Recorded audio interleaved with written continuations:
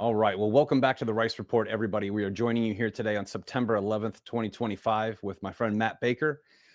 Today is a tragic day in U.S. history for many reasons. Yesterday, we lost truly a champion of free speech and a warrior for Christ yesterday in Charlie Kirk. And today, we're memorializing the death of almost 3,000 innocent Americans in New York City on that infamous day that will live in our hearts forever, especially those of us who are here to see it and witness it. So, Matt, thank you so much for joining us here today. Matt is you can call him an investigative journalist, whatever you want to call him. He's a truth seeker, a freedom fighter, somebody who's out there day by day, literally every day, no matter how big or how small the story is, trying to cover it and get to the truth without any obfuscation of the truth. And more importantly, without any biased on the truth, which I think is greatly, greatly missing in this country. So thank you for joining us here today, Matt. Thanks. It's a somber day, man. I just pretty much gutted yesterday. I was out doing a report, and it was just about the traffic and what they're doing in our city, blowing our money, and then I heard about the news, and we just stopped. I just couldn't do it anymore. It's just like, I mean, there's just big things going on. It's like changed the landscape really in a way that I don't think we're really going to understand until some time has passed. A lot of people feeling very sad and very somber, but Yeah. Charlie, he died doing what he loved, and nobody was ever able to silence him. As long as he lived, he kept speaking his truth and our truth, and he was a voice for generations, and he will not be forgotten. He will not be forgotten. And like I've said many times on social media in the last 24 hours, I don't agree with everything Charlie Kirk said. And that's the entire point.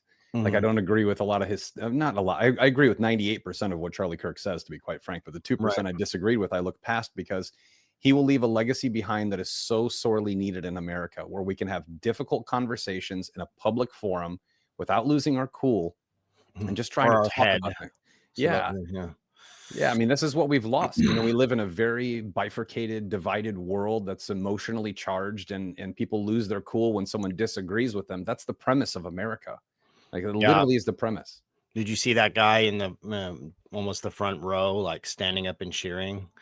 I mean, Unbelievable. I mean, I have to be real. Like sometimes, you think about people like Fauci or Bill Gates, and sometimes you don't have the best thoughts for them, and you wonder whether you would cry, if something unfortunate were to happen to them. But you know, these are people possibly, killed millions and millions of people and committed crimes against humanity, as opposed to a man just out there speaking. And it just shows you the power that he had, that they felt the need to silence him. I recently covered him when he came to San Diego, and I was very surprised at how many pro Charlie and pro Trump people there were here in San Diego. You we're always told that San Diego's this giant liberal town and it's lost. And it wasn't very long ago that we used to have right wing people. It's a big military town.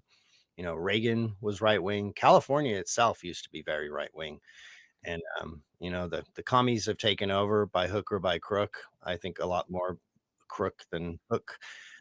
I think they've been stealing elections here for a very long time, and I think once they get their fingers in the pies, it's very hard to unwind what they're doing with the corruption and the whether it's gerrymandering or whether it's just not counting your votes but counting their votes, or mail-in ballots, or fake citizens, and giving illegals the right to vote. I mean, every single thing they do is just totally crooked, and they care about only one thing: is power. Yep. People are supposed to be the friendly, nice guys, and you see them just like celebrating to just the highest level. And I knew it yesterday. I told my friend Luke Slywaker, who I was out there. He does a lot of camera work for me, and he does his own reporting. And I was like, they're going to start celebrating. He's like, you don't think so? I'm like, bro, Of course they are. just wait, it's coming, and it's just going to be nonstop. And I want people to realize that, you know, problem, reaction, solution, whether these things are done on purpose by the powers that be, the men in black suits, or done by psychotic trans people, regardless of that, the system will always use it to ratchet up And I really like Clay Higgins. I like him a lot. But I heard this morning he was calling for the all big tech to silence and remove all accounts permanently for anybody who hates on Charlie Kirk. And as bad as that is, I mean, do you think Charlie Kirk would want Nope. speech to be impacted because of him? I doubt it. I seriously doubt it. I honestly think he would be literally turning in his grave if he thought that there was going to be speech laws passed about people, no matter how tasteless or disgusting or insane the rantings of the madman are. And I also think about a lot of people have responded, you know, let them laze themselves. Like if you silence them, then you can't know what they're saying, and That's right. let them speak, and you can keep tabs on them and say, "Oh, look at this guy. He could be ready to snap next." I think it's very very strange. I mean, what are your thoughts on the whole shooting? And do you believe that it's just some random leftist, or what do No. you think? No. I mean, so first of all, yesterday I was in a meeting when someone told me it. Tried to cut the meeting short and drive home, blew a flat tire. Oh God. So while I was sitting on the side of the road, I had a chance to take in some calls. And actually, Cynthia, my friend who helps me with this podcast, her daughter was at the hospital they brought him to, and it just became very real to me when that happened. Do I think this was done by some random leftist transgender psychopathic college student? Absolutely not. And here's the reason why. I'm a fairly active on firing ranges. I love to shoot guns. I try to get better every time I go out there. I hear all the time, it's only a 200-yard shot. I could hit that. Yes, I agree. I could probably hit that shot too. I've never tried. I've also never been in a crowd of thousands of people with millions of variables with one shot that was absolutely centered for a kill shot, and then vanish into thin air and no one find me. That's the Yeah. real part of this that lets me know that this is a professional job as opposed to just a random person who can shoot a gun. Very big difference. They would have been Mhm, an amateur would have been caught within an hour. We still don't know who shot Charlie Kirk. mhm. So Or would have at least. I mean, it's hard for me to believe. I guess if they had a scope, maybe they could have seen the blood coming out of his neck, and they would have said, "Okay, it's not, it's a done deal." But you would think maybe a second shot to make sure. I mm, mean, and then just to be like, clip one shot out, gone, vanish into thin air in the middle. And keep in mind, so apparently they found the weapon. Of course, it's there. Everyone tags their guns yeah, with their everyone's writing in their guns ideology these now. days. Yeah, It's it's the like newest thing in the serial killer yeah, community. Yeah. it's so convenient for patsy framing. It's like whatever ideology you want to frame. And keep in mind, people on the right wing are generally the people who are the more conspiratorial minded. So I I c- I I could say feel like open-minded. they give us. They're like, well, it was a transgender guy, and so that's almost what we want to hear. They're telling us what you want to hear. Like, yeah, those damn trans people, Yep. and so it just is. It seems too professional. It seems that the chances of this guy getting away. I mean, did you hear about this plane transponder Yes, I did. is off, and somebody just like. So not only that, they find, I forget, was it I'm not sure the location exactly, but I think it's Utah. But I think they were saying in the forest or somewhere they found the gun with the writing on it, and it's like, why would you leave the place with the gun? Like, Yeah. wouldn't you just drop the gun? Like, I mean, I'm going to escape in the middle of a campus with a giant rifle, a bolt action long gun, and you're just going to like walk through the crowd when everybody's freaking out and like high alert. I mean, that seems very strange to me. I can't imagine why you wouldn't just leave it there. Or you're running with it and you're like, well, I almost escaped with it, but let me now leave it here so that they have evidence. It makes no sense. And And I what about mean, the guy who randomly out of nowhere said, "I did it, please shoot me." All right, there's your patsy. There, yeah, like this is an intelligence grade operation. Like you don't get away this quickly, and then it kind of reminds me of I forgot the guy's name, the guy who shot the healthcare CEO. How they found him in a McDonald's with every evidence of the murder in a backpack. yeah, Like I don't know the answers to these, neither do you, Matt. And that's the whole purpose of investigating and doing journalism is to ask questions that don't have mhm, answers. And one of the questions we don't have answers is why would this guy leave a gun? How did he disappear? Why did this plane take off? That's, that has had, let's just be honest, has taken multiple religious trips to Israel. Like that's another fact to put into this thing. And why are we now saying it's a random college kid, transgender? Actually, the picture that just came out about an hour ago from Kash Were Patel. you saying the plane had made trips to Israel? Is That's that what I what you're? read. That's Oh, what I read. interesting. Yeah. Well, if we're going to go to Again, Israel, I I don't mean, know. So are you familiar with the post that Harrison Smith made? 100% I am. Yes. Previous, I'm not sure exactly when. I was going to call him yesterday. I texted him, and he was just said he was hugging his family and everything. And so he's in a way has almost become the Alex Jones of this, because he he said, I'm not going to name names, but I was told by people who are friends with Charlie Kirk, and trust me, these guys know each other. Everyone's connected in the Patriot movement. We all know people. And Yep. when you're like literally InfoWars, I mean, you have connections physically tapped into everybody and all the crews. And so when he comes and goes out of his way to say Charlie Kirk is afraid that Israel's going to kill him if If he he doesn't turns shut, against Israel. Yeah. if he doesn't, he already started kind of waffling a little bit. And the thing is he was steadfast pro-Israel. They could do no wrong. And it almost became the only flaw in any of his arguments, because he was Yeah. perfectly executing. I hate to use the word execute.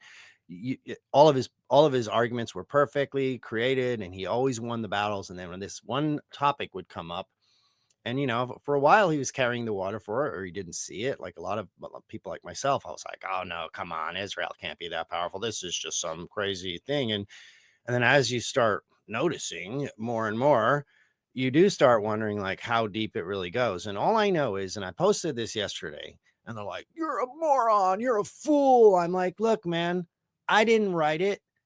Harrison didn't make it up. What are if someone says to you, I'm afraid my husband's going to kill me, and then you get murdered, who's prime suspect?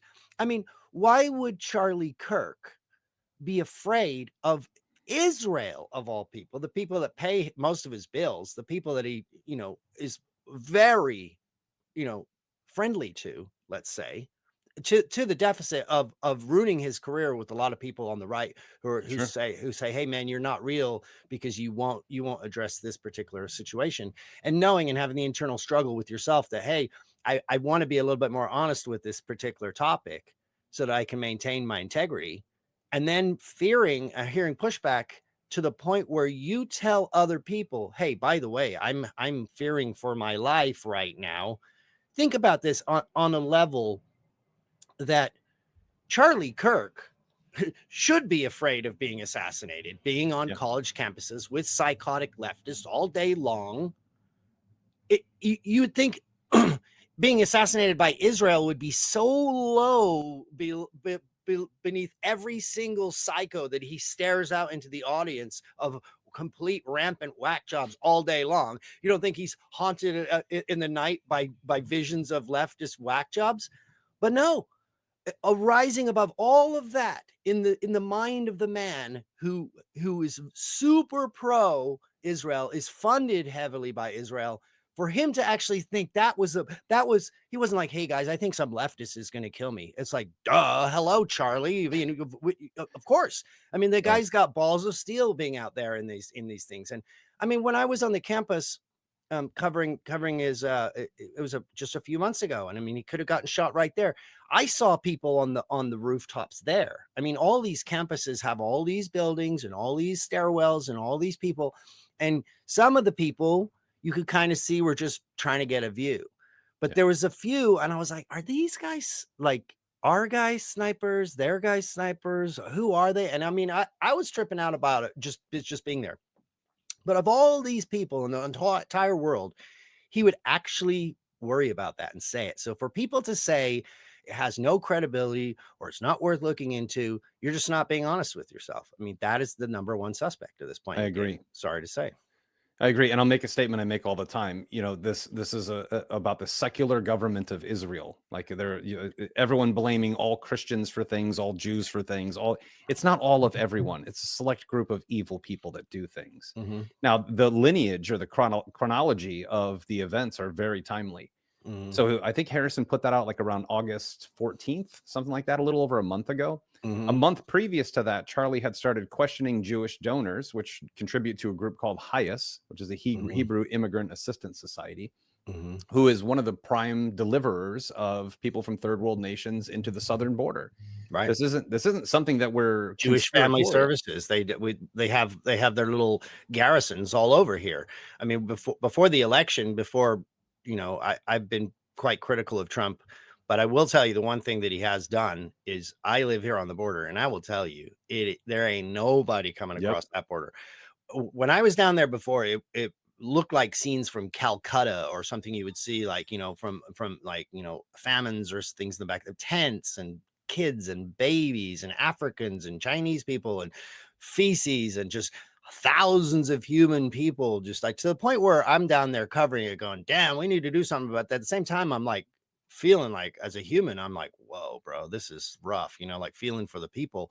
Sure. But I went down there just to cover it, just like, I don't know, a couple of weeks after Trump got in, and it was so empty that I just dubbed in the sound of crickets. There was literally not a single human being on the other side of that border, not one. Maybe I saw like some guard or something that was just going back and forth, but there was no illegal aliens. And prior to that, San Diego being like a hotbed of this, the Jewish Family Services, Catholic Charities, and they were basically making money off of these non-governmental organizations. It's basically like what they did in Iraq. It's like when they want to like fudge the Geneva Conventions of war or whatever they're doing, they just send in contractors to get the job done, and they're being funded by the government. They're giving their spreadsheets to the government, like, hey, we brought in this amount of people, we had to do this amount of stuff, this amount of things, and so we had to buy this amount of formula and this and that, and they get funded by the government contracts. And so Yeah. it's literally a self-fulfilling prophecy for them. All they want to do is like, we're just trying to help the people with their nonprofit that makes trillions of dollars. Yeah, man. uh Israel has some let's not forget the dancing Israelis Oh, we're gonna get into that in just a and the moment. students, Yeah. and where this all goes. I mean, honestly, I don't want to live in this reality. I I don't don't want either. to I don't want to notice these things. I don't either. I'm not comfortable with it. I go on Stu Peters' show and he's just ranting and raving, Jew, Jew, Jew, Jew, Jew, all the time. And I'm like, okay, dude, come on, give me a break. And then as I'm going through, I'm like, is he right? Like, I don't know, man. I mean, obviously he takes it a little far and he might not be the best, spokesperson for this I type agree. of opinion, but it's getting weird out here, man. And the government, and with what's going on with Epstein and the Epstein files that don't exist. Are we That's still another thing talking? Charlie did. Charlie started saying that he believed that Epstein was a Mossad agent. That's Yeah, another thing he said. yeah, which is one of the oldest things that we've known forever, you know. Forever. I mean, I had Chris Sky on right after this whole thing broke, and Chris Sky was just going off. And honestly, I got into it with him because he's like, I was like, well, what about this? And he's like, well, then you're in on it too. He's like telling me I'm in like compromised, For asking a because question. yeah, because I'm like, well, it is strange that the Trump would say it doesn't exist after spending years and years pumping up the story and talking about Bill Clinton. Bill Clinton, he's got problems on that Epstein end. And like, if you were cheating on your wife at a whorehouse down the road, would be like driving by it every day. Tony's going to that whorehouse there. There's a whorehouse? I didn't even know there's a whorehouse. Oh, yeah, Tony's down there all the time. He sees Ming Ling. It's like, Ming Ling? Who's Ming Ling? Oh, yeah, she works at the counter. It's like, stop talking about it. Like, why would you be bringing up something that you're trying to cover up? I mean, Right. you would you just move on. Like, just don't make it a central pillar of your campaign. Don't hire Dan Bongino and Cash Patel, who've been going on and on and on about releasing the files, releasing the files, releasing the files. And then they get in, there's like, there's no files. There's nothing. He killed They're all himself. fake. Yeah. It's I all a mean, hoax. what's really going on, people? And it's kind of scary, honestly. It's really bummed me out with the entire movement, like putting so much effort into trying to get Trump elected. And, I had problems with him from Operation Warp Speed. Sure. But basically I bought into the problem reaction solution of Camel Toe Harris. I'm like, Yeah. there's no way I'm dealing with her. And it was a certain point when I told me and my buddy, we were covering all these political events. I said, we were kind of hating on Trump and hating on Elon. And then I was just like, you know what? I'm done. I'm going full pro Trump, full pro Elon until after the election. Then I'm going to get back into it. Because right now we have to win this battle. And then he gets in and Agreed. just all this weird stuff happening with Israel and continuing the wars and talking about Trump Gaza and there is no Epstein files. And it's just very hard to look at this stuff objectively and not start, putting two and two together. And it's an unfortunate reality that we are probably living in. Yeah, like one you just described, that you're proof in the pudding. You've been there that the border is shut down, but we just passed a bill for $150 billion in surveillance technology for the border. Yeah, We we don't didn't need need. that money. It already shut down. Like we don't need to put more Mhm. money towards the border. All we need to do is shut it down. Now the surveillance technology comes in. I'm with you. I think that right now, first of all, the role of journalism is to question things. Mhm. That is it. So asking these questions, we're not making any, neither one of us are making assumptions. We're just saying it's very odd that a pro-Israel advocate started questioning the things of Israel, which deserve to be questioned heavily, especially on 9/11, because we're going to get into that in a moment. And then all of a sudden he's shot dead on basically live TV in front of the entire world. The And a most plane horrific, takes off. the most horrific thing. I mean, I guess JFK, but that wasn't broadcast live. Right. You know, honestly, I mean, I didn't know the human heart could pump that much blood. Yeah. That's a lot of blood came out, man. It was like a garden hose. Yeah. That's It's an why artery. Yeah. when I just didn't. I mean, I thought that was in the movie. I would think spurting, bloody, bleed. I didn't just like it was just like, It's and horrific. my buddy was like, he posted right after he's like, R.I.P. Rest in peace, this and that, and then everyone's like praying for Charlie, praying for Charlie. We're like, praying for Charlie. I mean, if he survived that, this is going to be like some level of miracle that I mean, I just don't even know how that would be possible to get him out of a situation like that and anywhere to pump blood back into his body Couldn't in do it time. fast enough. Yeah. I just, Yeah. I mean, But then you have all these questions. But the beautiful thing, and I want to focus on Charlie's legacy, is that the beautiful thing that Charlie did is number one, he brought more young people to God than anyone I've ever seen in my lifetime. He brought forth the idea of free speech, even the things he disagreed with, which I try to honor in every moment of my life. There are plenty of, that's the beauty of America. You can disagree, but you don't have the right to like brute force make people believe what you believe. Have a discussion and sway them logically. And more importantly, he brought family values to be front and center. This is a son, a father, a husband, a friend to many, a role model to many that we just lost on 9/11, the saddest day. And most people today are talking about Charlie. Today is 9/11. yeah, It's been 24 years. I've never seen a story supersede 9/11 since 9/11. It's Yeah. always been 9/11 day on 9/11, but today's Charlie's day, so. And it begs those questions from that time too. And like, I hate to harp on Israel, but somebody has to. And I think these questions, again, this isn't racist or anti-Semitic. I'm talking about a secular nation and their involvement with their intelligence agencies in our nation, which are rampant and known. And, on this day we had, I think it was 20 plus Israeli nationals were arrested on 9/11, held in custody for 30 days, questioned by the FBI, sent back to Israel, and their files were destroyed. We've never heard about that story again. So many, the dancing And Israelis, the Benjamin vans. Netanyahu wrote a book like saying, "Oh, you're going to have a World Trade Center collapse if you $1996. don't stop the." I mean, at a certain point, guys. I mean, like I said, I don't want to live in this world. I don't like these thoughts. I don't. I mean, the truth is the truth, but it's like I just don't want to live here. I just don't Yeah. want to be in this shitty movie, And it's not a freaking movie like Q level movie. I mean, it's just this plot sucks. I feel like every day is a psyop.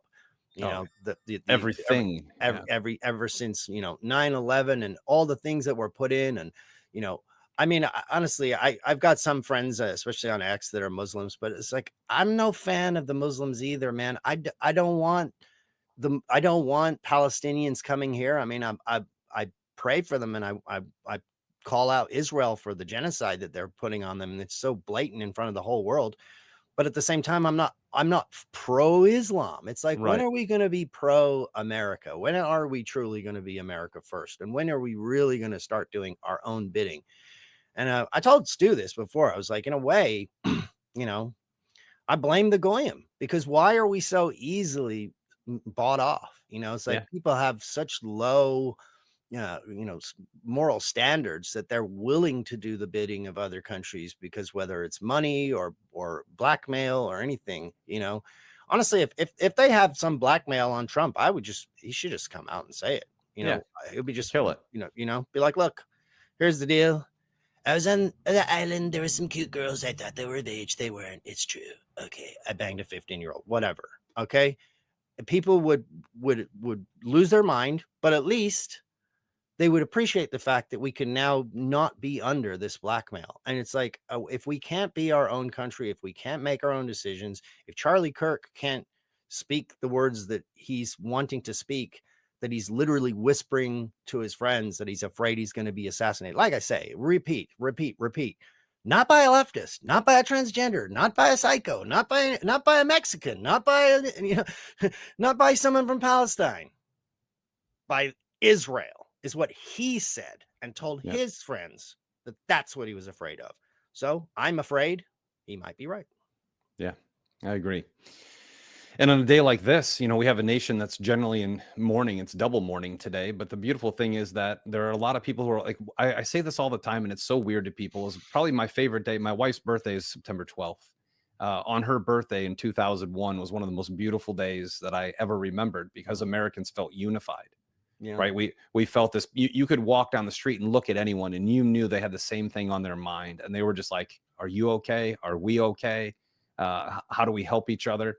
And I pray that America gets back to that feature, that sense, that feeling as to what's happening. So through tragedy, there always comes these beautiful moments in humanity. And I don't think we're seeing them today. I think we'll see them in the next few days, because I'm already feeling it. I definitely am feeling it, because I know there's a lot of people, like you said, we've had our, differences with Charlie, but he's one of us. You know what I mean? It's like tremendous respect. And ever since Trump got in, regardless of what Trump's doing, and our arguments that were started with Elon that ended up, becoming reality, and then all this division has been happening. People breaking up at InfoWars, people backstabbing, and not that Owen's backstabbing anybody, but people in the movement have been like, it's like once we won the victory, we've kind of turned in on ourselves, and we're like gnawing at each other and all our little differences, and we're pulling apart, and we're creating, like, people calling us like fake MAGA, or you're a panikin, or all these things about people saying, well, you're not MAGA, and Trump himself like, we don't need you, I don't need you. And it's just like all of this division and hatred amongst our own brothers is, I hope and pray and feel personally that I think we are going to learn that we have a lot more in common than we do differences, and that we really are going to need to build bridges back, mend broken relationships, and really get back on the same team, regardless of who's leading it or whatever, if Trump's right or wrong, or if people are being pushed around by Israel. We, the American people, we, the free speech people, we, the activists, we, the people, need to band together and realize we're all the same. I couldn't agree with that more. I mean, the more one of the best things that's happened to me in the last few years, I flew back to Los Angeles from Texas wearing a Make America Great Again hat on the plane. And I literally did it just to see what would happen. About half the plane was fist pumping. The other half was, giving me bad looks. But I sat next to a literal blue-haired liberal who had worked on Barack Obama's campaign. Oh. And we had the most amazing 3-hour conversation. We've remained friends. I'm talking to her tomorrow. We just had such a good relationship, because what we realized in a 3-hour plane ride was how much we have in common. Like, the American being an American isn't a very difficult thing. We want to be able to say what we want, have our free speech. We want our rights from the Constitution upheld at all times. We want to be able to raise a family, buy a house, live our life, and go about our business. That is the basic American way of life. And that has been infringed from everything from the Federal Reserve and the monetary system and how it's enslaving people, the debt structure. We have all these things, and everyone finds a way to argue about topics that we both actually agree on, just not how we agree on it. And I think Charlie was actually on a road to doing this by opening up the kimono, allowing people he disagreed with a year ago to have a voice and have a debate. That's exactly what the enemy doesn't want in the world. The enemy doesn't want two polar opposite people having a legitimate civil discussion, trying to understand each other and figure out what the actual truth is. And you've been going through this for years, seeing this, and you're one of those folks. Like, I still remember the first time I saw you was on a videotape yelling at a school board during COVID. Yeah. And everyone was like, who is this guy? I'm like, I don't care who he is. I love what he's saying. Yeah, that was quite a moment in time there. That was unplanned. I didn't foresee that was going to be as monumental of a moment as it was. But yeah, luckily that had I feel like it had an impact. I felt like COVID was getting worse and worse and worse and worse and worse and worse and worse and worse. And I feel like I wasn't the only one, but I felt like that popped the bubble. And after that, it all faded back. It started unwinding all of the mandates and all of these things. It kills me because everyone says that we're the violent ones and that we're this and this is the propaganda. And it's like none of our enemies are dead. Right. None. Anthony Fauci, I mean, God bless his little heart. Bill Gates, any of these people that have opened our borders, that have brought in people that have, murdered people on the right, people, all these people that you would think would be on our list. They're all walking around. They're on TV. They're having a great time. They're making money. They're getting contracts. They've been brought into the White House, for God's sake. And then you got someone on our side who's not hurting a single soul, who's allowing people and giving people a platform to disagree with him. I mean, we're on a college here. Now, not every college moron is going to be able to go toe to toe with someone who's been debating their whole life, but there are some pretty sharp, college students. I mean, look at try debating Nick Fuentes and see how far you get. And the guy's not that old. The guy's sharp. There's a lot of sharp kids. The problem is, if you're watching this, Nick, I'd love to have you on. Wouldn't we all? But a lot of sharp kids that are really smart and have the ability to debate. The problem is, if your argument is flawed, you're just incapable of winning a solid debate against a well thought out and true, honest argument, a winning argument, a true argument. So he's just exposing people like, you want to prove me wrong? Go ahead. I mean, he became the meme, prove me wrong. It's just like in just putting himself out there, not yelling at anybody, not causing a ruckus or doing anything, just sitting in the middle of everyone saying, come on, tell me why I'm wrong. And that's all he did.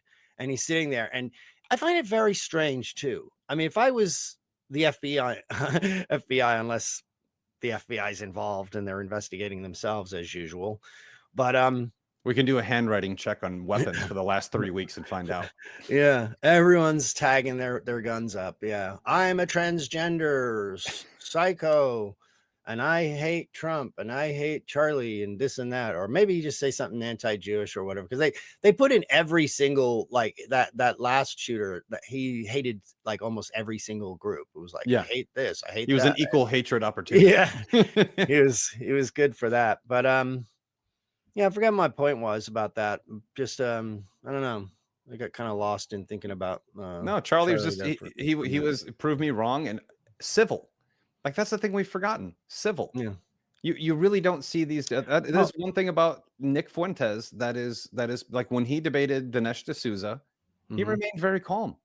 Yeah, they both did. They're both excellent debaters. But debate is one thing. That's where each side is trying to prove their right. I want to see more discussions because we don't know. We don't know if Israel's involved in all this stuff or none of this stuff. We have no way of knowing except for circumstantial evidence and really strong assumptions.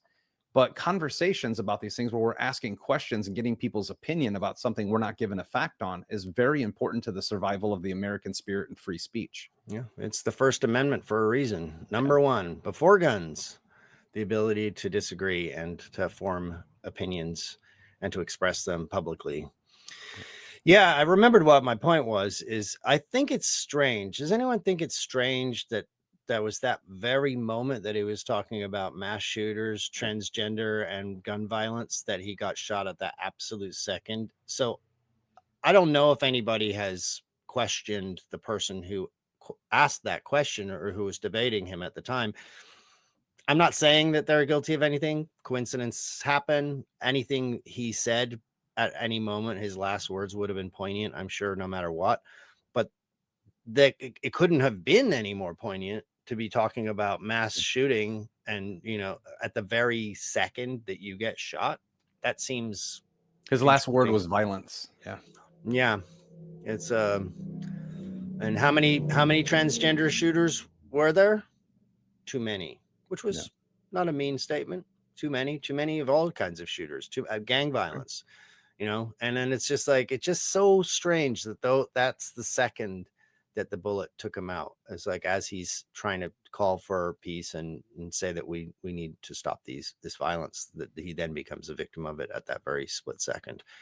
It's strange. I would question that guy. I wouldn't. I'm not saying he did anything. It could have been a very unfortunate coincidence. But also, did you see the images? I mean, it can't help my conspiratorial nature, but did you see the images of the people behind him, his security guards or whatever, that were With doing the hand signal. doing these weird little like baseball signs to each other? He was calling for a bunt. Yeah. That was very strange. Very strange. Right before it happened, his last word was violence. Mm-hmm. And then we have the guy cheering in the crowd, so obviously turning around towards the camera to cheer. Matt, I don't know if you've seen this yet, but there was an image that just came out that I think Kash Patel put out about the suspected shooter that they'd like to question, who is a white guy with sunglasses on, wearing a black T-shirt with an American flag, which is blurred out, which looks to be Hitler saluting in front of the American flag. That seems very convenient now, too. Interesting. Yeah. Very skinny looking dude from what I saw. And then I saw some other one where it's a skinny looking guy with a beard that they were saying was a Ukrainian, what was he? Ukrainian, not an atheist, but something of that nature. He was like an anti-God person. And I was wondering if that was him with the shaved beard, and I don't know. And you know what else is strange? With that poor lady that got stabbed in the neck, all this like going for the jugular. People, like, what are the chances of two people bleeding out from a neck injury within like a week from each other? It's just like going for the jugular. This whole imagery of just like, it's just so brutal, people bleeding out from their throat. I mean, I can't help but think that there's going to be, a lot of copycatting. You see these people, the youths that like stomping on people's heads. You see this when people get in these fights with these black guys and then everyone jumps in and the poor person's on the ground completely unconscious, not even a threat. And they're just jumping full force, smashing their head in to where it's become like standard operating procedure. You're in a fight, I mean, dude, that was never a thing when I grew up. No. Nobody did that. You fought some and you beat him, you put him down, and that was it. I mean, it was just pulled the guy off even. Yeah, it was just understood. Okay, the threat's been neutralized. I won. Maybe walk around puffed up chest or call him a bitch or whatever you want, but you don't sit there and try and murder the person.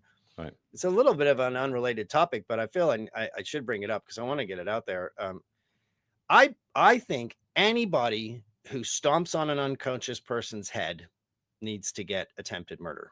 I agree. That should be absolute. If you're caught on tape stomping on an unconscious or completely incapacitated person, it should be attempted murder. And there should be an added charge if you weren't even in the original fight.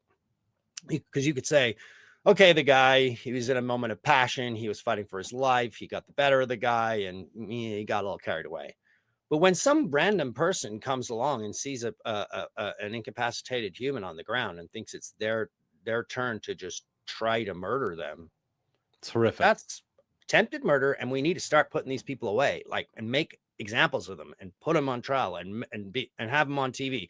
This guy stomped on some person's head. He is in jail now for the next 20 years. And just put them on day after day, because there's plenty of videos and there's plenty of people. We can start rounding them up now and do it retroactively.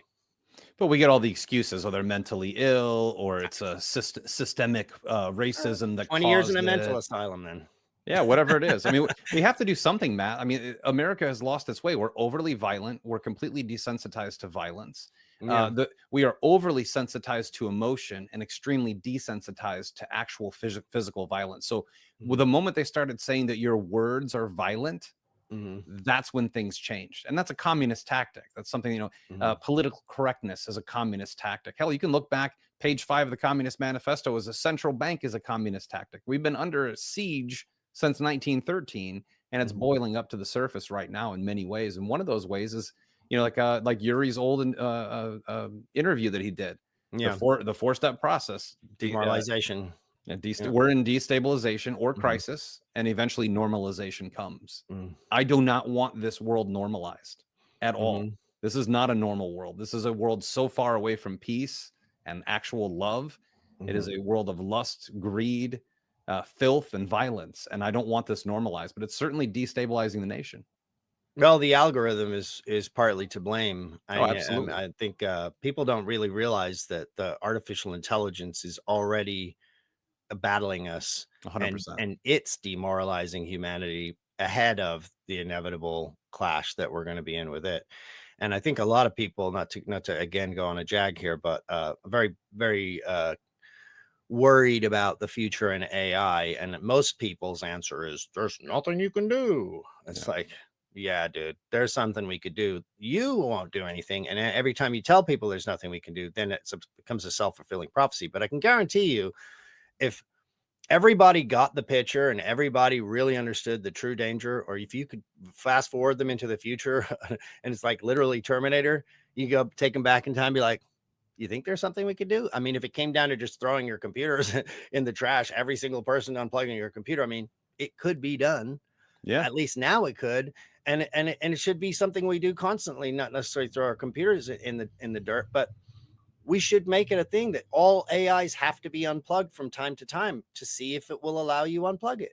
It should be part of the thing. If it starts fighting you to unplug it, which has already been said that it's Yeah. doing, then that's a problem. And then you better try harder next time. Well, hell, So AI is already blackmailing employees. exactly. And so AI is feeding us these algorithms, and it's messing with our minds. It's creating a hyper fractalized version of divide and conquer, to where I call it shatter and conquer, Hmm. because every single thing is not split. It's split and split and split and split and split into tiny fragments. So every single ideology ends up, they find a wedge issue and they wedge the right wing apart from panicans and not panicans, the Trump support, not support, Israel, not Israel, pro Elon, not Elon, this, that, and everything. They shatter it down to where at the end you're just like one human, you're in a club of one, and you don't really have friends anymore. And hopefully that's something that Charlie's death will start healing. I hope so. Yeah, I mean, the thing about AI is it can be used for tremendous good, but the history of technology, the modern history of technocracy, does not lead to that. It will be used as a way of selling convenience to people to enslave their minds, and that's And a exactly weapon. what's happened. It's Of paid for course, by the military industrial complex. I mean, they're the ones training it. of course, Yeah. and funded by the big beautiful bill. Like, Mhm. let's just be So honest. beautiful, so So big, beautiful. so tremendous. Tremendous robots stomping on your face for eternity is going to be so great. Yeah, and I mean that was pretty rough when he got in. I was at the DC Gulag when they let out the JC6 prisoners. I went to Washington DC. I don't know if you saw that. I did some I coverage did. over there, Yeah. and yeah, I was out there and it was so exciting and everything's great, and we were crying and singing, Star Spangled Banner outside at, like, I don't know what temperature it was. I almost died of the cold because I got left out there and my phone died. I was It's stuck on the January. sidewalk. It's February, right? Oh, bro. And but it was just so beautiful. And then it's like, you're like, he's got RFK in there, he understands what's going on with the vaccines, and that's why he brought RFK in. And he can't say that he was wrong because then he could be liable. I get Right. it. But then day one, he's like, we're gonna have $500 billion for AI mRNA vaccines for every single human. I was like, oh, dude. With Larry Ellison and Sam Altman. By the way, Yeah. the Charlie Kirk news buried the fact that Tucker Carlson called out Sam Altman for his whistleblower who was murdered or committed suicide yesterday. That's a very big Was topic. that his whistleblower, or was that his boyfriend? Wasn't there Might be the same. I forget. I don't know, because it's also rumored that Sam Altman was doing something with his sister too. So I mean, it's just a very nefarious background. But they were front and center that day. Trump brought up Larry Ellison, who has been for 10 years talking about creating a surveillance state that'll control behavior through constant surveillance. And Yeah. we won't need police. We'll have flying drones with guns that'll come arrest you anytime. Sounds great. So great. It's Sounds gonna be awesome. great. Beautiful, beautiful guns. The best, believe me, the best guns of all time shooting you. It's gonna be so tremendous. Yeah, it's pretty rough, man. I mean, I'm been quite blackpilling lately. I'm not normally a black pill type person, but I mean, after fighting this battle to get Trump in and fighting so many battles and pushing and pushing and pushing and pushing and pushing, and then to have him do these just crazy flip flops and very what I perceive to be backstabbing the American people. And if you don't, if you don't love it, then you're not an American. Right. You were never MAGA. You're not a patriot. You're a Democrat. And then there's other people that see it's bad, but it's all part of the plan. It's like, oh, that's just part of the plan. It's like, it's not really bad. He's doing it's 5D chess. It's like, dude, when the people still eating the popcorn, I have this like, there's this little meme of one popcorn kernel and it just goes, and I'm just like in slow motion, and that's my popcorn. My popcorn's so stale. I mean, you're just at the bottom with the stuff that breaks your teeth. It's like, dude, when does the movie end, guys? It's like, how bad does it have to get before you start realizing, oh, damn, we were fooled.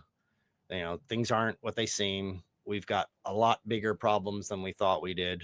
You know, we thought Trump was going to be able to come in and do these things, and I don't know. Clearly, there's bureaucracy in the way of everything that he does still anyway. I mean, that's obvious. That was never going to be removed. But the weird thing is, Matt, that like I don't discount anything. I guess my faith kind of leads me through difficult times. I think a great meme I saw the other day is that a scared person begins a sentence with "what if," and someone who has faith begins a sentence with "even if."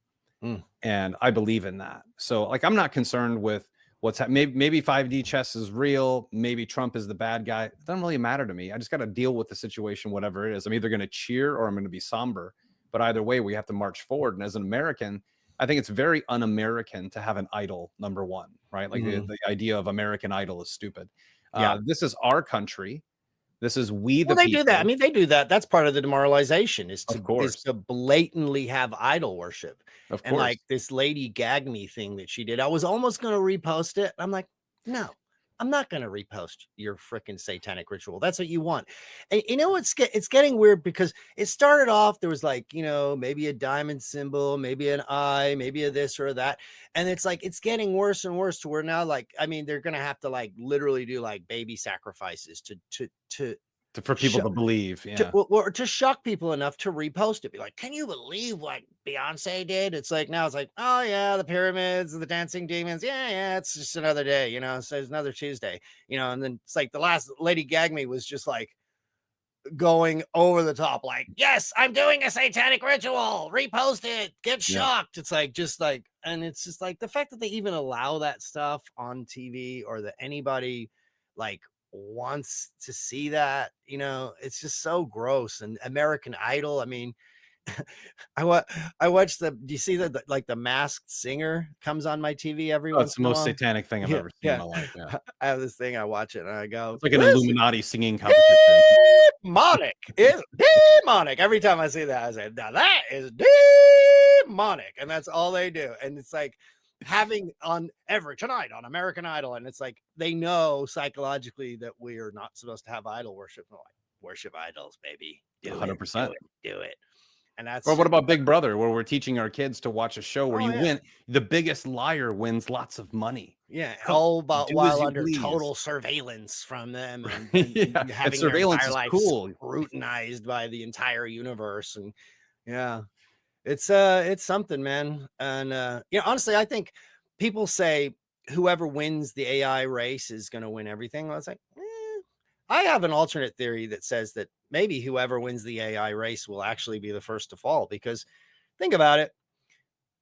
An AI can speak any language on earth. All the AI speak all the languages. So is it really going to care about that an American made it? Is going to be like, I'm an American AI. It's like, it hears all the Chinese stuff. It hears all the communist stuff. It hears every single argument from every single language it's heard.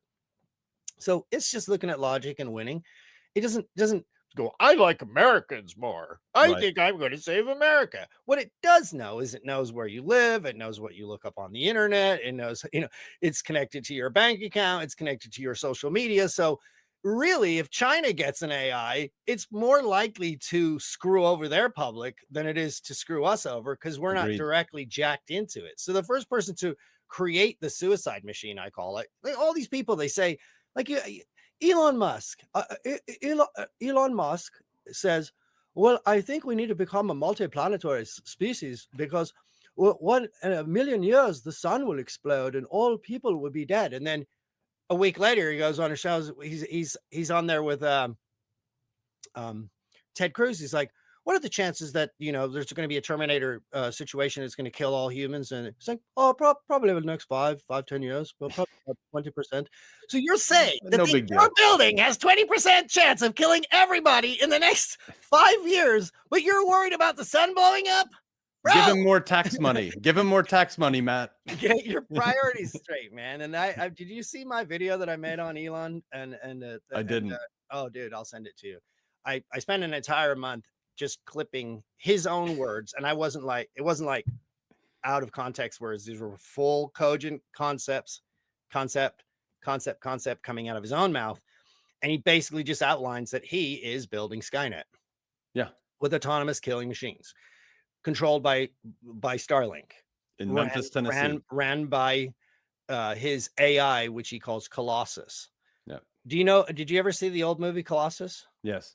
It was one of the original, the AI takes over the world and wants to kill everybody through the military. He's like, oh, I call it Colossus. And nobody even gets the joke. No one. And so I got it all in the movie. He talks about, he says that he's literally the backbone of the Ukrainian army, all at the same time saying he's not for Ukraine, but he's the backbone of their army. Like, if you wanted the war to end, why do you keep funding the people who are losing? All you're doing is prolonging it. I told these another 400 million yesterday. Yeah, I told these Ukrainian guys in the beginning, I was like, I feel you, man. I was interviewing them when the war first broke out. I had my friend, he was doing the translation, and I was like, I feel you, I understand, but I mean, do you really think you're going to win against Russia? And like, I mean, how long this goes on for is just going to cause more and more and more damage. So in the end, if you know it's a losing battle, wouldn't you rather get there as less bloody as possible? I mean, they're just Russians. It's not like they're Martians or AI trying to, extract your soul. AI tranny sharpshooters. Yeah. I don't understand why people don't see the comparable with the Reagan speech where he's talking about, if there was an alien came to Earth, it would unite humanity because we would all realize that we're humans and they're aliens. Like, why can't we do that same thing with AI? Like, and then, what's his name? Peter Thiel. The reptile. He claims that the Antichrist is going to be Greta Thunberg because whoever's trying to stop the AI revolution is going to be the Antichrist by stopping the advancement. Okay, Dad. And then he goes on to say that they're going to be running around screaming that there's all these apocalyptic things that are going to happen, and that's why you have to listen to them. Meanwhile, he's going around literally saying that you're bringing on Satan if you question me. I mean, is that kind of an apocalyptic thing that you're putting out there? Makes total sense. He's literally doing the thing. He's like, Satan's going to be around if you guys stop me. And then he talks about stagnation. He's like, oh, we're going to stagnate. It's like, we created nuclear bombs and we started making bigger ones and bigger and bigger ones. Did we have to blow up the entire planet, or we stagnate? Or do we go, well, okay, I think these are about the level of what we need now, and this is a good size.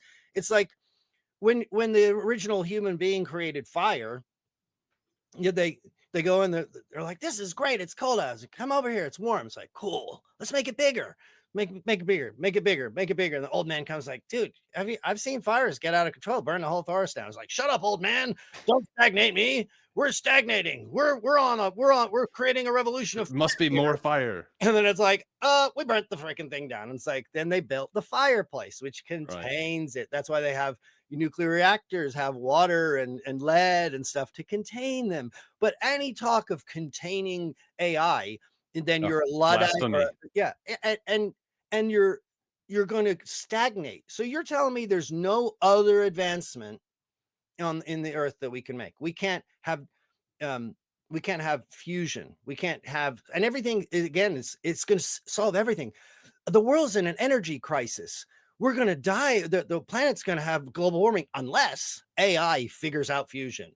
The human beings are going to die of cancer unless AI figures out how to fix cancer. So not us. Is prefaced with, you're dying, the planet's dying, and the only solution is to create AI. So they're literally doing the sky is falling routine on everything, saying there's no way of figuring out any of these things we've been trying to figure out, any things that we've been figuring out step by step over time, that we're now going to just like hit this cheat code and we're just going to solve everything and we're going to live forever. And guys, AI is not going to be your friend.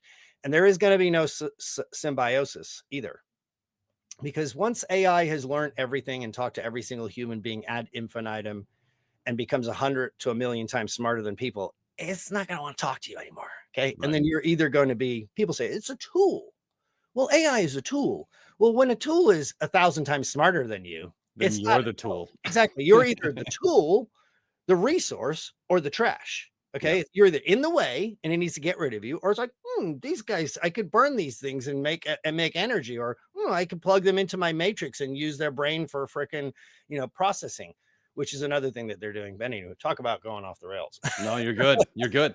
No, because once the AI figures out, once the hammer figures out it's smarter than the user, you become the nail. Like exactly. And why people can't see that, they're like, it's like anything else. It's like a gun in the hands of a hand, the hand of this. It depends on whose hand it's in its hand. I just don't see why people can't get that. And so I call, until it has memory, it's a tool. Like once AI develops memory, that's when we have problems. It has memory. It already depends on the platform. Depends on the platform. No, they just. But I think you'll love this. They don't let you know the memory that it has. Of course. Yeah. No, it was interesting because I took an interview with the scientist from Harvard who discovered a spaceship in outer space that's coming to Earth. Oh yeah, I've seen that. And my intention for the interview was to ask him a question. Is I'm like, listen, I don't know what's real and what's not, right? So I'm going to listen to everyone. Number one, and everyone deserves their conversation, like we talked about earlier. But my entire purpose of the interview was to be like, so do you think we need to go to a one world government and give you like trillions of dollars a year to save us? And I didn't have to say it. He said it. It's like without even provoking. It's just interesting how there's like these narratives that are baked into everything, that the people at the highest level get the narrative, they get the script, and then their job is to brainwash everyone down the trail where no one can think for themselves. We're just all going to die. And no matter what happens, we're not smart enough to do it on our own. We need robots, we need AI, we need aliens, we need, everything in the world to save humanity. When in reality, humanity has saved itself thousands of times in its own existence by just being human. Like, how far away have we gotten from that basic logic? I mean, critical thinking critical thinking might as well be a sport anymore, right? Like, so there's very few people who can play football because they're not talented enough. We should have like a critical thinking league on TV of people who actually can think for themselves. Well, that's a debate. That's what the debating blood sport's really all about, is seeing who's got flaws in their logic. I think that in a way that does happen. Back to honestly, sometimes I think a lot of times in reality, we have these things like, I'm a capitalist. I'm this. I don't want a one world government. And we have these rules that we set up for ourselves. And then we just state, like, no matter what, this is the rule. It's like at a certain point, we're in such and you've got to be very careful with this kind of thinking, because there's a reason why we have rules. But personally, I think capitalism, and I know it's scary. I'm going to say something. Long hair guy talking about, oh, is there a problem with capitalism? See, ism, it's like a religion. Okay. And so I propose that instead of being capitalists, that we be free market.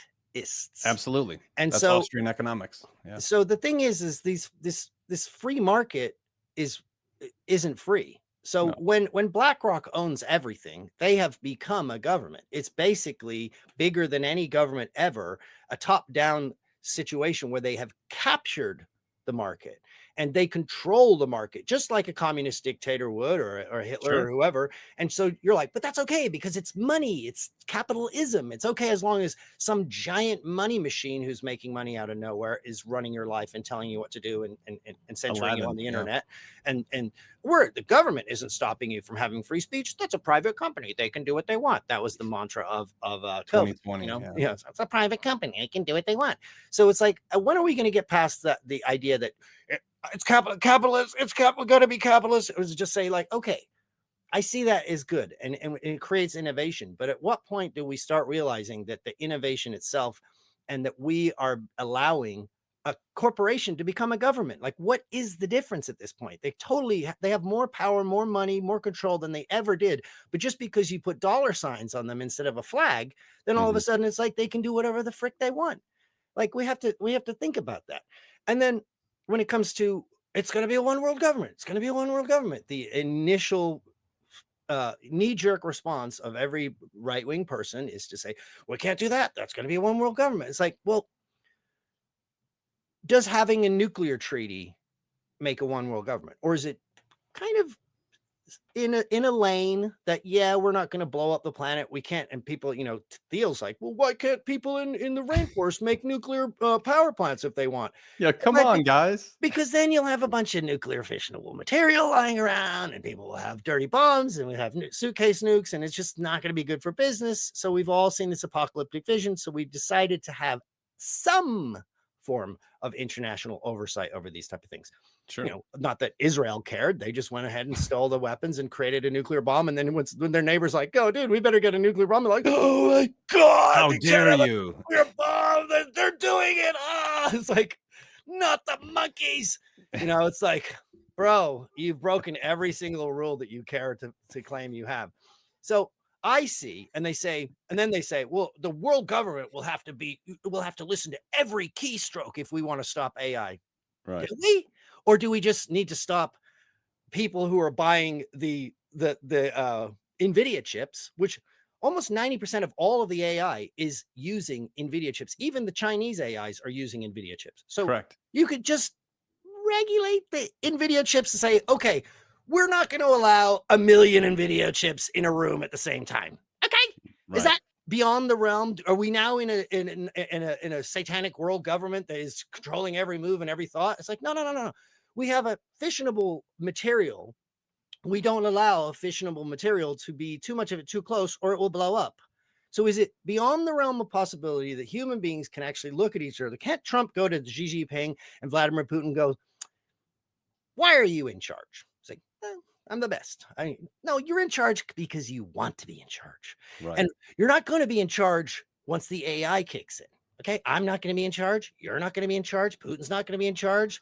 None of these motherfuckers are going to be in charge. Okay, so why don't we all just agree that we can be humans and we have our little psycho? You can have your little psycho country and we'll have our psycho country. Let's just not put everyone out of business. Okay, so why can't we have limits saying 100 NVIDIA chips in, or certain computational limits? Plus, I believe all data centers should, when you go to a hot tub, you go into a hot tub and you turn the key and it goes. Mm-hmm. Someone should have to physically, and I mean physically, a giant spring that would collapse the electricity. So if there's not a human being to actually turn this key, or like they do in the nuclear things, 2 people at the same time turning keys, that of course you could then make robots and get past it, but you could try to keep no robots allowed in this facility. No, this, that. There's a guy, he rolls around every hour. He's got to, how's he going to kill the robot? He's got to wind the thing to, so if something happens, so nukes go off, something happens, the thing shuts off. If the AI is out of control, it just shuts off automatically. So, and having smaller data centers in separate areas instead of these giant data centers. Completely agree with that. That's what I do. That's what I do, Matt. I build. It's going to become sentient. Wait, any minute, one more. It's like Jenga. They're just keep a little bit more. Okay, it's still going. We're still here. Okay, a little bit more. It's like at a certain point, AI is such a cool tool that it would be nice if it remained a tool. And it's funny. I was talking with. Only way that happens is open source, decentralized. Other than that, like game over. It has to be open source, decentralized. I just don't believe that. Nobody has enough money to have 1 trillion GPUs. Like the amount of money in the data centers, there is no open source homie that has some not kind the of way it's designed today. No AI that could be even go near to go up against any of Elon's or any of these other chat GPTs. It's just not even close. There's no way. It's like, hey, we all have weapons. It's like, I have a computer. It's like, bro, I've got a freaking Starship destroyer. You don't have the money to buy one. So it's not going to be decentralized, unfortunately. There has to be limits. And the governments need to decide to have another treaty. And I call it, it's basically the MAD doctrine for AI. It will say that if anybody crosses the line, that it will be considered a nuclear first strike because it's as dangerous. I can see that. That's actually a decent resolution. I created a little mini documentary based on it to be a companion to my Elon is creating Skynet documentary.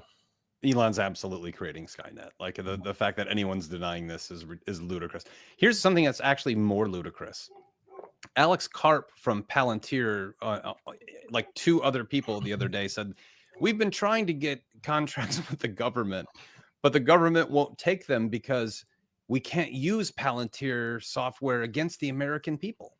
Like, if anyone believes this, there's a really nice oceanfront home in Oklahoma I'd like to sell you really cheap. But people are eating this up. They're like, wow, Palantir created software that can't be used against the American people. Hey, and that's just not how it works. Okay, monkey boy. Yeah, and so it bothers me too. Like Alex Jones was like the #1 person against this, but yet he's totally pro Elon. Yeah. I'm like, Alex, the guy is a demonic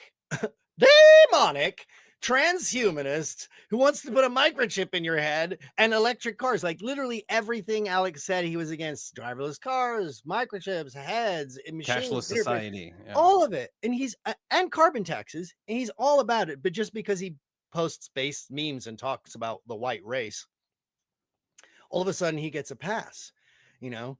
And it's just like, and then people talk bad about Palantir, and it really worries me the way Alex constantly, I'm sorry, Alex, but this is me. This is how I feel. It worries me that he's constantly like throwing cover for Palantir. He's always like, they're not the only ones. They're little tech trying to take over big tech. It's already been there. Amazon's already doing it. They're already listening to you. It's like, yeah, okay. But these guys literally are murdering people with their technology in real time with drones on planet Earth right now. 100%. All you need to do is move that a few hundred miles and 1,000 miles, and it's here. Hunter killer drones based on your social credit score, based on what was the name of this new one that came out? And they're talking about it's using the Israel. Oh yeah, and it's not like, Paragon. It's the other Paragon's the phone no, hacker for I encryption. want I to say it's forgot the like name of it. Goliath or something like that. What's Gideon? Gideon, yeah, the Yeah. pre-crime software now. Pre-crime. Yeah, and it's going to What use everyone feared. Israeli, basis on their. Oh, it's like, Israeli? Awesome. Yeah, and it's going to use their criteria for how well, you visited Matt and he's kind of on the list, so that gives you a point. And well, you ordered a gun last week, and there's a point right there. And then nobody even second guess questions it, and they just drone strike you, and they're like, it's got about a 10% flaw ratio. They admit like 10%, which is actually not bad, but it also opens it up that you can basically at that point you can just kill anyone you want whenever you want. And that's the 10%. It's like, what are you going to do? Collateral damage. You weren't even on the list. You didn't make the list, but it's like, oopsie doopsie. That was, and no one could ever prove who made the order. It's kind of like all those innocent people. Well, we want to see the servers like, it's proprietary. And by the way, we've thoroughly researched ourselves and found out that we're completely innocent. The whole thing. It was and we can guarantee it won't be used against you. It's a glitch, and we've solved it. Just kind of like all those people in the market who are like, I'm just going to go buy some fruit today. Bang, I'm dead from pager bombs. And everyone celebrates pager bombs with 1,000 innocent people losing limbs that had nothing to do with anything. And then Bibi Netanyahu brings Trump a golden pager. And he didn't just evaporate their country at that point. Like, what? A golden pager? I would have thrown it right in his skull. I would have been like, boom, smash it right in the head. Unless maybe it was Trump's technology. And he's like, don't forget, I got you, bitch. You want to be the one behind this? I don't know, man. All this. None of us know. Yeah. That's the one thing I'm going to wrap this with, because this has been one of the funnest hours I've ever had on this podcast, by the way. But got to have you back on again. It's been a lot of fun. I'm sorry I kind of going all over. No, dude, I love it. This is free flow conversations is all I'm looking for here. I'm no special effects, no graphics, just people talking, having a good time. When I get out to San Diego next, we're definitely going to grab some dinner for certain. But yeah, I mean, this is where we are right now. The strange reality of reality is that none of us know what reality is.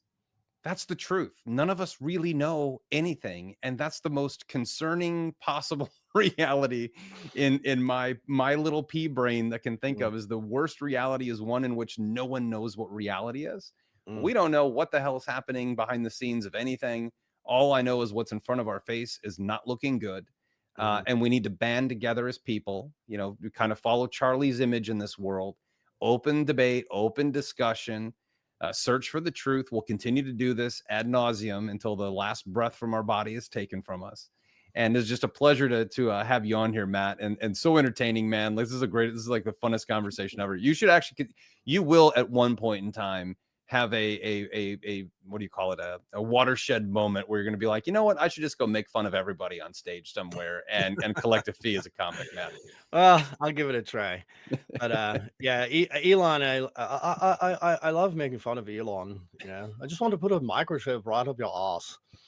But I'm going to get it back to somber. I really do appreciate you having me here. I light this candle for the soul of Charlie Kirk going into meet the Lord and just become an icon and be etched in stone as a free speech martyr for all America and the whole world. And just hope he doesn't die in vain, and so You won't. let his light keep burning. Absolutely. Yeah, he won't die in vain. There's too many people today reacting and I think a positive light. Little shell shocked. Everyone's shell shocked on this day, but it's double shell shock now. Matt, how can people find you? How can they keep in touch with you? How can they see your work and follow all the stuff you're doing, watch your documentaries, all that? Go ahead and let us know how we can keep in touch. Well, most of my stuff is on my X account right now, thanks to Elon. It's a irony at slave_2_liberty, which has I have 164,000 followers, but I am hyper shadow banned ever since coming out really hard against Elon. It's not been good for my career, but I just lost a few clicks. I didn't lose any blood as of now, so I'm not going to cry about it. I also have a channel on Infowars platform band.video is slave to liberty. I have a Instagram account, which is slave to liberty, the number 2. And all of those are slave number 2 liberty, but on X it's _2_liberty. And then I also have another Instagram account, which is Matt Baker _unhinged. And that was after my original viral rant. They said Matt Baker is unhinged. So I just said, I'll take it. Just go with it. Yeah, and I made that, absolutely. and I got like 20,000 followers in a day just by using that name. So anyway, great to be on here. I'm glad we had this chat, and it's just a very poignant day to be here, and just to send thoughts and prayers to all those Americans and people out there in the world that are free speech advocates. And just, I honestly, well, I did want to say one more thing. Is I couldn't help but think I saw people, and I told my friend, I said, watch, they're going to be celebrating this. There's going to be leftists all over the place celebrating it. He's like, no, they wouldn't. I'm like, dude. But the thing is, this is so not a victory for them at all. If anybody thinks that somehow that's going to be a winning move, you're so wrong. Charlie Kirk is just now like catapulted into complete and utter legendary status. All of his words, all of his writings, everything he's ever done, his face, his words, he's enshrined. He is. And it's not gonna, people aren't, unfortunately for you, it's not gonna shut us up one bit. So no, it's gonna make us louder. Absolutely. Matt Baker, thank you so much for coming today, man. Great conversation. Love to get you back in a couple of months, catch up on things. Hopefully we'll be able to report on some stuff that's moving in the right direction and it's really entertaining to watch. But we'll see what happens. So until then, God bless you. God bless this country. We'll see you all next time on the Rice Report. Thank you so much for coming. Amen.